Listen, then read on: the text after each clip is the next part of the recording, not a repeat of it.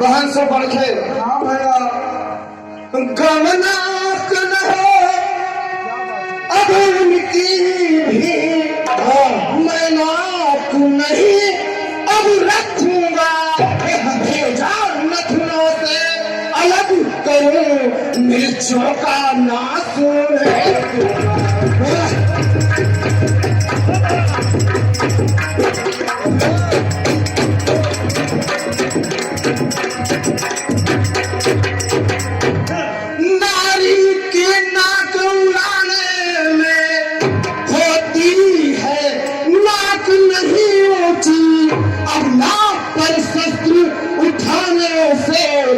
होती है भाग नहीं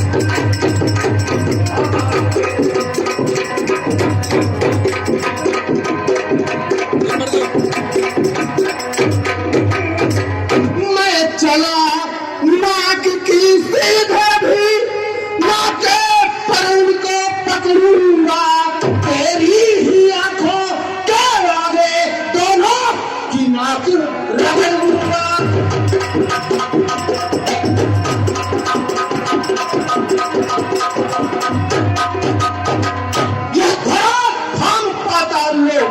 मेरे नाक में जीते हैं मेरे भैंसे बकरी चले एक हाथ पर यह समाचार यह दुराचार क्या घर भूषण से कहा नहीं उसका तो वही लखाड़ा था क्या कुलभूषण से कहा अरे बहन तुम्हारे साथ ऐसा दुर्व्यवहार हो गया और तुम रोता तिलक से इतनी दूर लंका तक आई इसकी क्या आवश्यकता थी वही समीप में घर दूसरा है तुम उनके पास गई होती तो वो तुम्हारे कष्ट का निवारण स्वयं करते भैया कहो ये सेना लेकर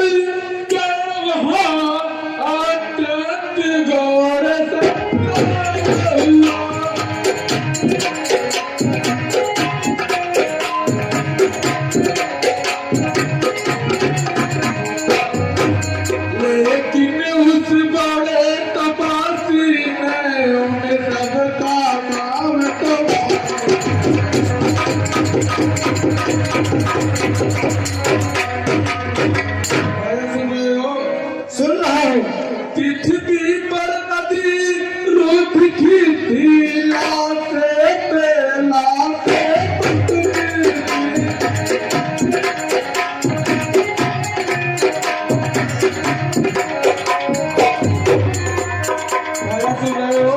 सुन रहा हूँ मैं खड़ी खड़ी मैं देख रही उन्हें मगती गर्दन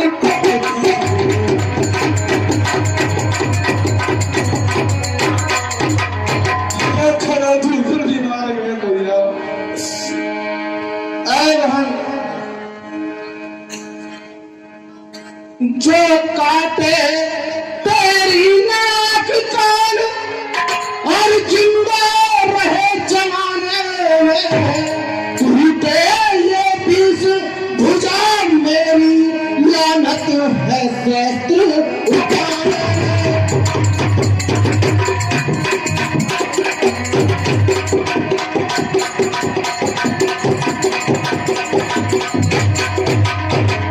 तुम बैठो थोड़ा धीर धरो मैं दंडक बन में जाता हूँ इस नाक काटने का बदला दोनों से अभी चुकाता हूँ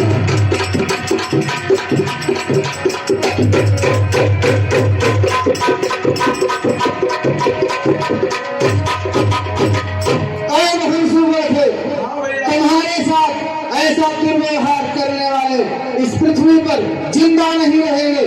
तुम धीरज रखो और राजवैद्य से अपना उपचार कराकर आराम करो। मैं स्वयं जाकर दंडक वन में उन दोनों बच्चों को उनकी इस बेटा का दंड दूंगा।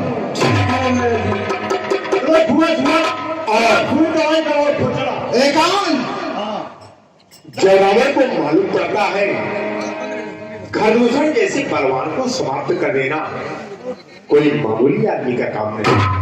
रामचरितमानस में बाबा जी लिखते हैं, अरे खरदूषणी मोही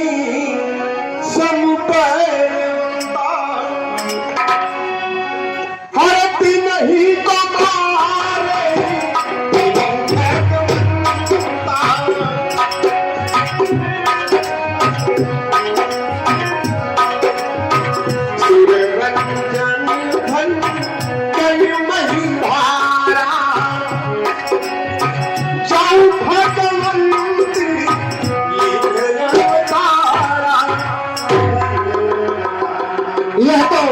बहुत ही विचार करने योग्य घटना घटित हुई है। किसी मानव में इतनी शक्ति कहां जो रावण जैसे पराक्रमी खर और दूषण का सामना कर सके। अरे होई हाई भजन तामस देहा मन क्रम भजन भक्ति भैया मन क्रम भजन भक्ति भैया। जब एक अकेली ताकत ने उन सब वीरों को मार दिया, इससे यह निश्चय होता है नारायण है अवतारी। जब एक मानव ने ऐसे महान पराक्रमी योद्धाओं को मार दिया तो यह निश्चय होता है कि नारायण ने मेरा उद्धार करने हेतु इस पृथ्वी पर जन्म ले लिया है। इसलिए अब मुझे सदैव उनसे वैर भाव ही रखना है, क्योंकि बिना वैर भाव के वो मेरा उद्धार नहीं करेंगे। इसकी युक्ति मुझे सोचनी होगी। मैं अब मामा मारीच के पास चलता हूँ, वही मेरी सहायता कर सकते हैं।